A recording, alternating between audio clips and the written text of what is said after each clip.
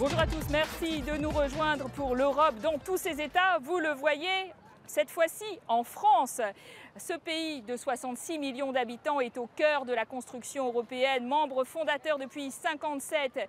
Et nous ne resterons pas dans la capitale. Non, nous vous proposerons un grand tour de l'Hexagone en compagnie de jeunes qui incarnent bien les problématiques nationales, avec des reportages sur l'écologie made in France, l'intégration aussi des immigrés. Mais tout de suite, nous partons nous mettre au vert en direction de l'Aveyron, l'un des départements les plus ruraux de France. Nous allons y rencontrer Benjamin, un jeune entrepreneur dont voici le portrait. Pas de transport en commun bondé, ni de coups de klaxon pour Benjamin. Pour se rendre au travail, le jeune chef d'entreprise traverse tous les jours le plateau du Larzac. À 6 h du matin, cette route départementale lui appartient. C'est vraiment un moment que j'apprécie le matin et qui, encore une fois, me donne la pêche et la banane pour aller travailler. Quelques instants de détente avant le grand coup de feu. Dès qu'il franchit le seuil de son entreprise, Benjamin n'arrête plus de répéter ce geste. Oui, Mathieu. Depuis 2010, le jeune homme est à la tête de cette PME qui distribue des produits de charcuterie. Les 2 premières années, il utilisait largement le système des heures supplémentaires défiscalisées avec sa trentaine d'employés, une mesure phare du quinquennat de Nicolas Sarkozy, abrogée sous la gauche. À 10h30. C'est vrai que c'est frustrant parce que le but est aussi de se développer, de faire de la croissance, quelque part aussi de faire travailler plus notre personnel pour qu'eux aussi gagnent plus d'argent. Ce qui ne l'empêche pas de faire fructifier son affaire. Il y a 18 mois, Benjamin s'est lancé dans la production de saucisses fraîches. Tu me le fais tourner là ?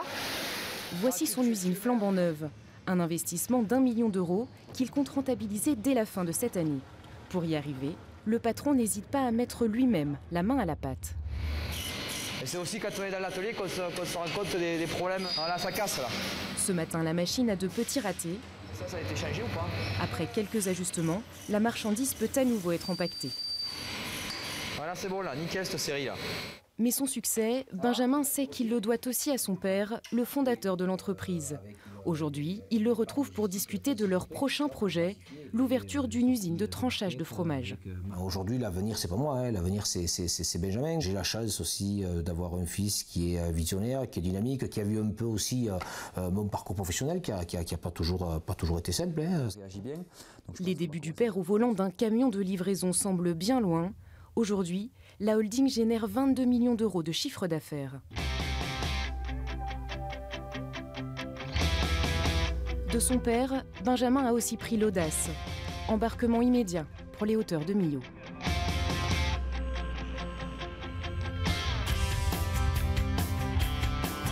Très agréable sensation de voler, moment de détente.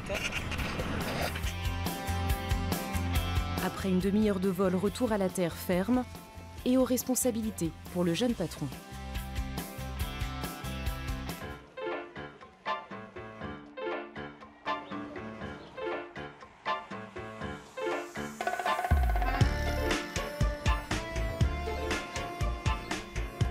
Bonjour Benjamin, on se retrouve avec toi sur le marché de Millau où d'ailleurs tu as des produits qui sont ici chez Isa, produits régionaux fort sympathiques. Alors saucisse sèche de l'Aveyron, la fameuse, à consommer sans modération, bien entendu. Et comme tu le vois, je suis ravi de t'accueillir sur le marché de Millau où on peut trouver des très bons produits locaux et régionaux.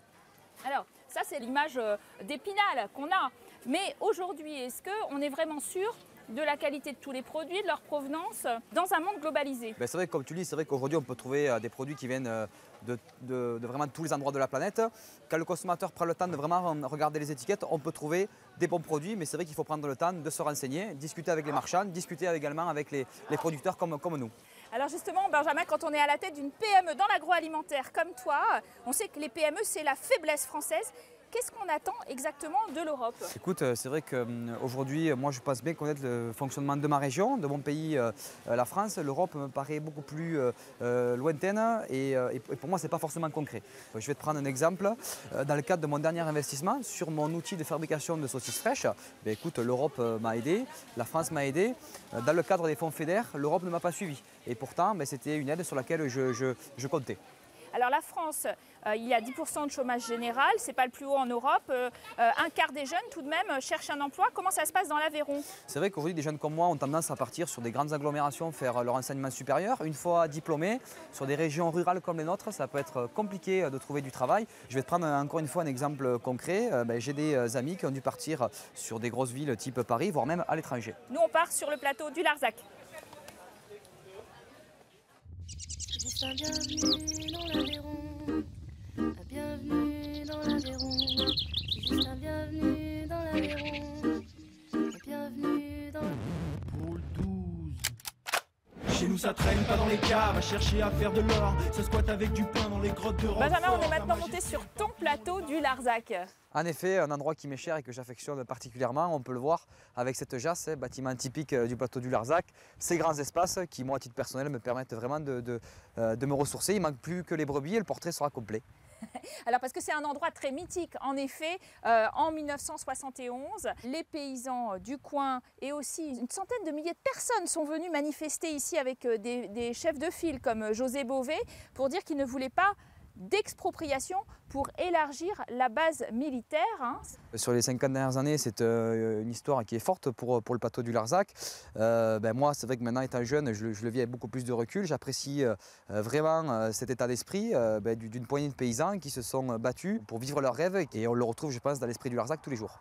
On trouve en effet tout un tas de fermes sur le plateau du Larzac. Je pense qu'aujourd'hui, la plus symbolique en effet est celle de José Bové sur le petit hameau donc, de Montredon où on retrouve les brebis qui servent à faire le fromage. Je pense que le fromage le plus emblématique du plateau, ça reste le Roquefort. Un des grands acteurs de cette période, c'est José Bové et on va d'ailleurs aller le rencontrer à la fin du programme. Eh bien écoute, j'en serais très honoré parce que quand même ça reste une icône sur le plateau du Larzac.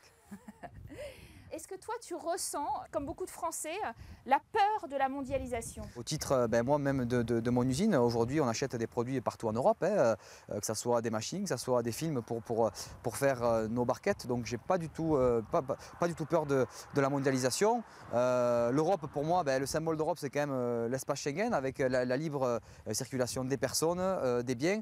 Et moi, aujourd'hui, j'ai aucune appréhension par rapport à ça. Benjamin, toi, tu te sens écolo, la fibre écologique?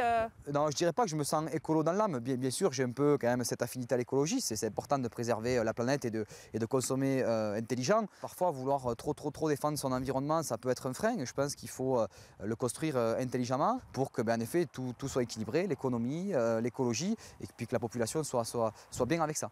Alors la France, elle est désormais obsédée par l'écologie. C'est l'organisatrice, on le sait, à la fin de l'année de la fameuse COP21, la conférence internationale sur le climat à Paris.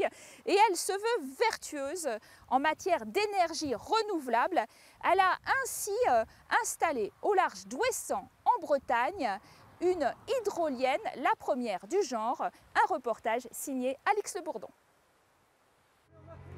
Ce matin, sur le port de Brest, Jean-Christophe Davio est dans les starting blocks. Plus qu'une ultime étape pour voir se réaliser le projet d'une vie. Il embarque sur ce navire pour aller raccorder son hydrolienne à Ouessant. On va aller voir ce qui se passe. Le 25 juin dernier, le mastodonte de 17 mètres était immergé en plein Fromveur. La force de ce courant, l'un des plus puissants d'Europe, va permettre à la machine de répondre à 15% des besoins en électricité de l'île bretonne. Une première en France à valeur de test, mais le directeur de Sabella en est convaincu. Il s'attaque à un marché d'avenir. C'est un gisement industriel et d'emploi pour Brest. S'il y a, je sais pas, 200 hydroliennes à construire pour le Fromveur et d'autres pour, bien évidemment, d'autres sites l'export. À 42 km de là, à l'extrême ouest de la France, Ouessant compte moins de 900 habitants. Seules 3 hydroliennes plus puissantes suffiraient à fournir ce petit bout de terre en énergie. Alors les projets de centaines de machines en effraient certains. Hop, c'est bon.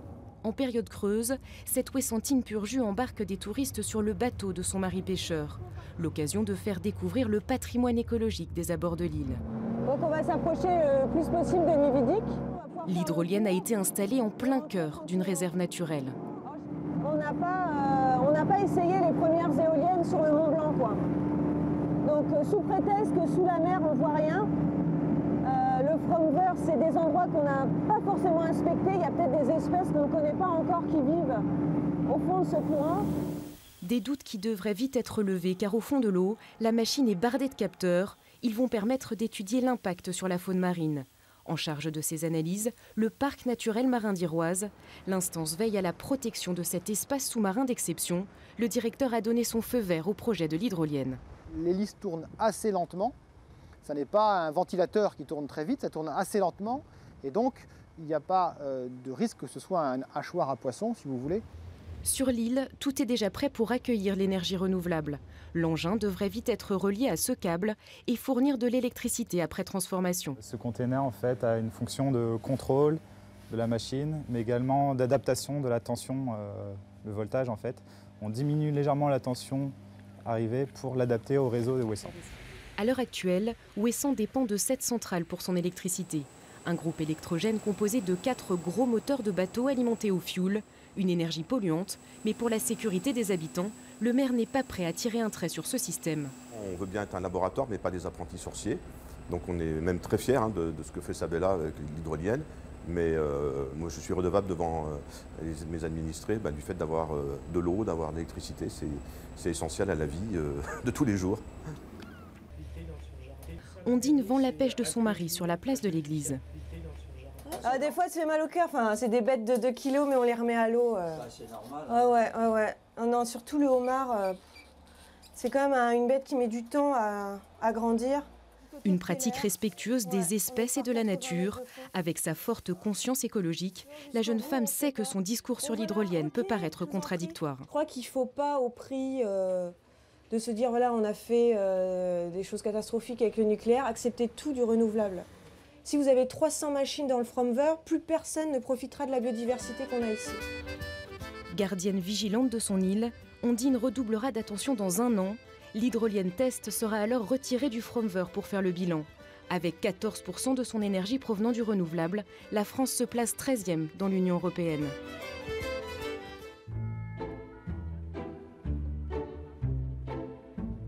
Alors Benjamin, c'est le grand moment. Tu vas rencontrer José Bové. Qu'est-ce que tu avais envie de lui demander véritablement? J'ai une question économique qui me concerne particulièrement. J'espère qu'il sera honnête, direct et sans langue de bois. Eh ben, on va voir ça.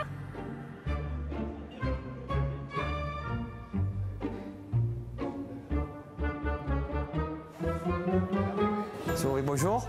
Bonjour. Comment allez-vous? Très bien, et vous? Le voyage était bon? Très bon, super, très bien. Écoute, super. Nous voici dans une belle région française, n'est-ce pas? Voilà. Bienvenue à Strasbourg. Là, c'est un bar vraiment traditionnel ici à Strasbourg, le Brasseur. Parce qu'ils font de la bière artisanale d'ailleurs. Je ne sais pas si on va les voir tout à l'heure, mais il y a des alambics. Ah, voilà pour vous, messieurs. Eh bien, merci beaucoup. Merci. Bon appétit. Comme je suis au travail, je vais prendre la plus légère parce que si on est à Strasbourg, c'est que je suis au Parlement européen. C'est vrai. Il ne faut pas voter n'importe quoi. Voilà, exactement. Donc, la bière avec modération. Très bien.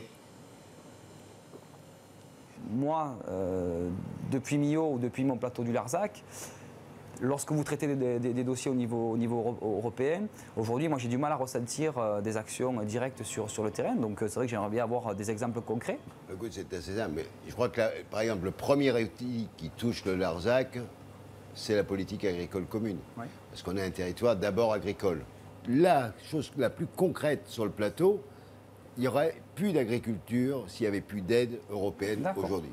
Une partie du viaduc de Millau a bénéficié de fonds européens. La plupart des infrastructures ont des fonds européens. On est en train de mettre en place une politique énergétique commune. Et pour ça, on va créer un projet européen avec un financement de la Banque européenne d'investissement, des fonds nationaux. C'est comme ça qu'on va pouvoir financer en partie la nouvelle structure où il va y avoir la méthanisation. Il y a une vingtaine d'exploitations agricoles, de la cavalerie. J'en ai entendu parler. Nous, on a justement été sollicités par rapport à ça, puisque aujourd'hui, dans les différents outils de fabrication, en effet, il faut les nettoyer, ces outils. Donc, on utilise beaucoup d'eau chaude. Ce projet de méthanisation peut nous aussi nous servir pour chauffer notre eau. Moi, je trouve qu'il y a des choses comme ça qui n'avancent pas assez vite. On a voté un plan de financement qui s'appelle le plan Juncker, qui a pour but de multiplier les investissements. Et dedans, on a mis une ligne très précise sur les énergies renouvelables et l'efficacité énergétique.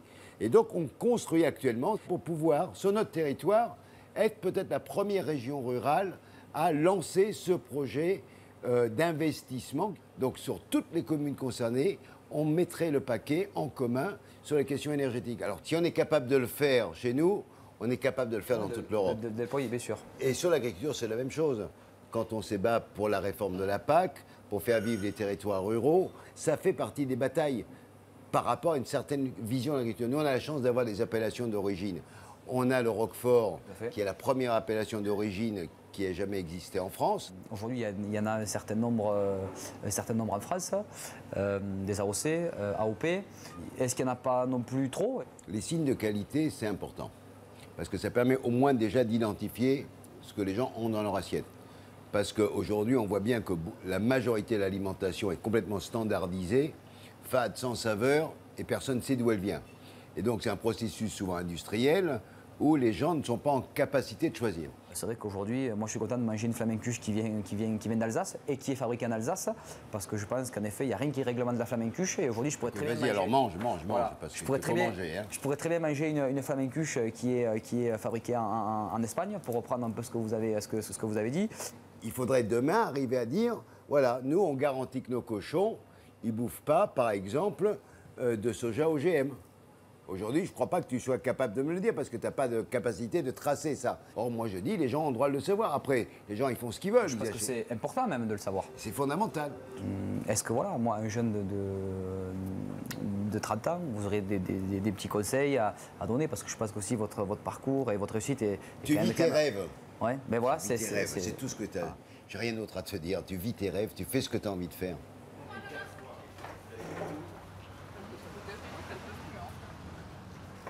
Alors, Benjamin, écoute, convaincu? je suis très satisfait de cet échange. C'était à l'image de ce que je m'en faisais, quelqu'un de direct, dynamique et franc. Merci à toi en tout cas Benjamin d'avoir posé tes questions personnelles, concrètes, comme tu disais. Merci à vous de nous avoir suivis. Vous restez en notre compagnie pour la seconde partie dans quelques minutes, juste après la pause. Toujours en France, mais beaucoup plus au sud. À tout de suite.